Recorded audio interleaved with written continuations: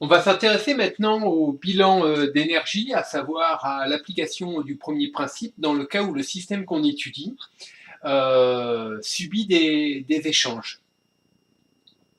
Je vais commencer par traiter un exemple en réalité qui va être le suivant. Donc on va prendre un récipient qui contient de l'eau euh, et on va utiliser une résistance chauffante, ce qui va lui permettre de pouvoir absorber de l'énergie électrique au niveau de la résistance. Donc, la résistance va pouvoir convertir cette énergie électrique en chaleur sous forme d'effet Joule. Donc, on va avoir une tension U d'alimentation, un courant I en convention récepteur comme ceci. Je vais faire l'hypothèse ici que le système subit une transformation au cours de laquelle il n'y a pas de perte thermique via les parois du récipient, à savoir que le transfert thermique soit égal à zéro. On va s'intéresser maintenant effectivement aux différents transferts qui peuvent être effectués. Alors, l'application du premier principe nous dit la chose suivante, à savoir que la variation d'énergie totale du système est donc égale alors à la somme des transferts qui peuvent être effectués avec l'extérieur. Donc il y a deux types de transferts, soit les transferts mécaniques, soit les transferts thermiques. En réalité, même dans les transferts mécaniques, on va tenir compte que des forces non conservatives parce que les forces conservatives dérivent d'une énergie potentielle et donc de fait peuvent être intégrées dans l'énergie totale. Dans la mesure où ici le système globalement ne bouge pas, il n'y a pas de mouvement et il n'y a pas de changement d'altitude notamment, eh bien on va avoir en fin de compte ici la variation d'énergie mécanique qui est égale à zéro. En d'autres termes, on se situe dans le référentiel dans lequel le centre de gravité de l'ensemble est immobile, ce qu'on appelle le référentiel barycentrique. Ce qui fait qu'on a bien souvent cette expression du premier principe qui est effectivement utilisée. Donc ça veut dire qu'ici que le stock varie et que la variation de ce stock correspond au transfert. Donc c'est un petit peu logique hein, de manière générale. Si je raisonne à nouveau avec la banque, donc avec mon compte en banque, donc ma quantité d'argent, j'ai un stock, je peux très bien avoir différents transferts. Par exemple ici, un transfert d'argent quand je fais un achat, donc j'ai une perte, et je peux avoir une rentrée d'argent quand j'ai par exemple un salaire. Dans ce cas-là, il est clair que si je vois mon compte en banque qui s'incrémente de 1200 euros avec un salaire par exemple à 1500 euros, bah, ça veut dire que nécessairement j'ai fait 300 euros d'achat. Donc là, ça correspond exactement à la même chose. La variation du stock d'énergie dans mon système, ici réduit à l'énergie interne, va correspondre à la somme des transferts qui sont ici de deux types. Donc dans le cas particulier de mon système étudié, bah, voyons voir ce que ça donne.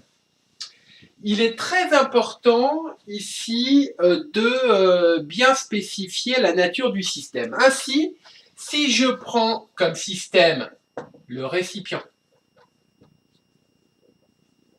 plus, mettons que j'ai de l'eau, plus la résistance, eh bien dans ce cas-là, qu'est-ce que je vais avoir comme transfert? En mécanique, on a l'habitude, on écrit le référentiel, là j'aurais pu mettre référentiel terre supposé égal I1, le système, le repère, on ne va pas mettre de repère ici, puisqu'il n'y a pas de description vectorielle, et on écrit le BAM, bilan des actions mécaniques extérieures, qui est ici en fin de compte un BAM exprimé en termes énergétiques. Donc plutôt que d'écrire BAM, je vais écrire bilan d'énergie.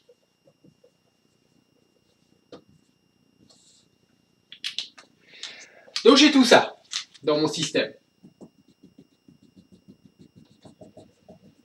Si je néglige les transferts thermiques qui s'opèrent avec l'air au contact de l'interface ici, que je pourrais très bien faire en mettant un couvercle calorifugé ici, eh bien dans ce cas-là, je vais pouvoir dire que j'ai le transfert thermique qui est nul. On parle de transformation adiabatique. Le système reçoit de l'énergie électrique. Donc en termes de travail, j'ai de l'énergie électrique, qui est tout simplement ici la puissance électrique multipliée par la durée d'utilisation. Et j'ai le travail, c'est souvent le cas, des forces de pression. Je vous renvoie ici au chapitre correspondant sur le travail des forces de pression. Dans la limite, ici, on n'a que des phases condensées, donc isocore, et bien dans ce cas-là, on a W qui est égal à 0, parce que le volume est constant, donc on parle également de transformation isocore. On pourrait très bien avoir une autre manière de le voir avec des transformations isobars, mais je ne le détaillerai pas ici. Ainsi, on se retrouve donc avec, je vais marquer UG ici pour ne pas confondre avec l'énergie interne, la variation d'énergie interne de mon système, qui est donc égale à la puissance électrique multipliée par delta T. Tout simplement. Voilà. Alors, il faut que je distingue ici. J'ai de fait la variation de l'énergie interne du récipient, plus la variation d'énergie interne de l'eau, plus la variation d'énergie interne de la résistance, qui est donc égale alors à la puissance électrique multipliée par delta T. À chaque fois, on se retrouve avec des objets qui sont constitués d'une seule phase.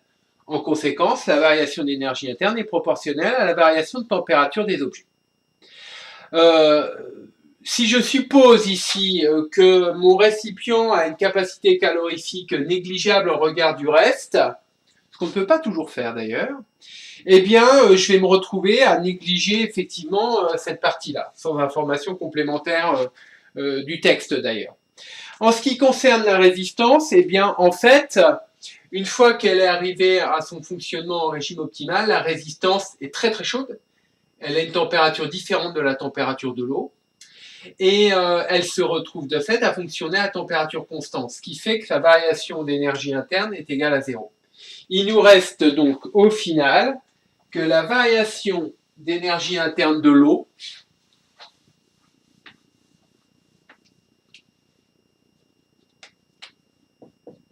que je peux écrire comme étant la masse d'eau, fois la capacité thermique massique de l'eau, fois la variation d'énergie interne de l'eau, est donc égale à la puissance électrique multipliée par la durée d'utilisation.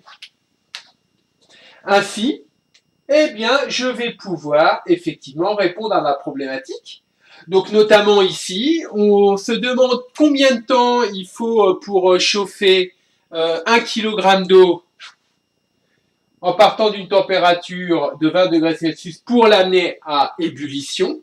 Eh bien, dans ce cas-là, j'ai delta T de l'eau qui vaut donc 100 degrés moins 20 degrés, à savoir 80 degrés Celsius. Je vous rappelle que comme je fais une différence, que ce soit en degrés Celsius ou en Kelvin, ça ne change rien. 1 kg d'eau est donné. On se retrouve donc avec le delta T de l'eau, la durée d'utilisation delta T, qui est donc égale à quoi?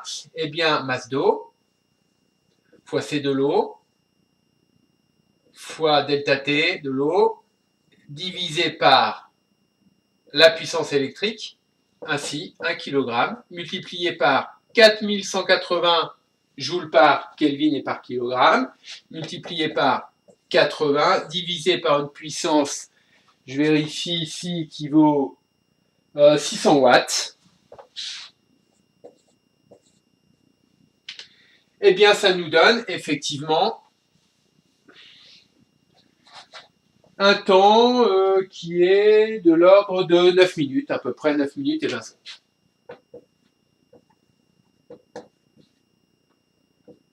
Voilà. Vous auriez pu faire autrement. À savoir que vous auriez pu utiliser uniquement le système O. Uniquement raisonner sur l'eau, pourquoi pas? Dans ce cas-là, il est clair que l'eau va subir quelques transferts que je vais à nouveau inventorier. En ce qui concerne le travail des forces de pression, bah pareil, l'eau est isochore, donc de fait, le travail des forces de pression est égal à 0. En ce qui concerne le transfert thermique à travers les parois, bah, c'est toujours égal à 0, effectivement, il n'y a pas de souci. Si je néglige le fait que l'eau, en se chauffant, réchauffe également le calorimètre, ce qui revient à...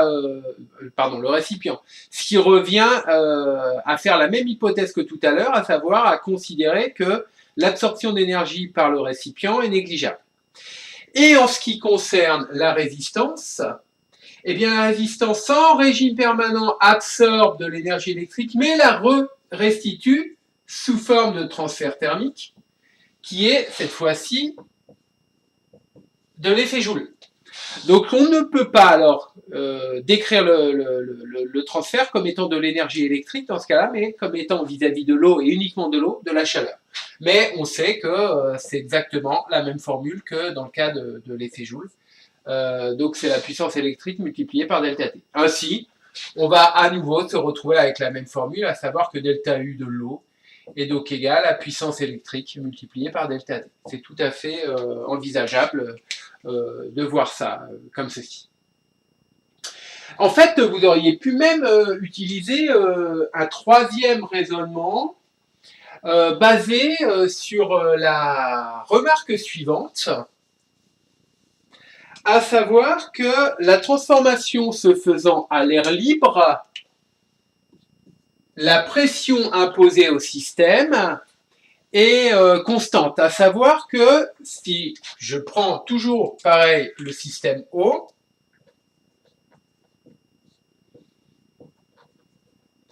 je vois que ce système subit une transformation isobare.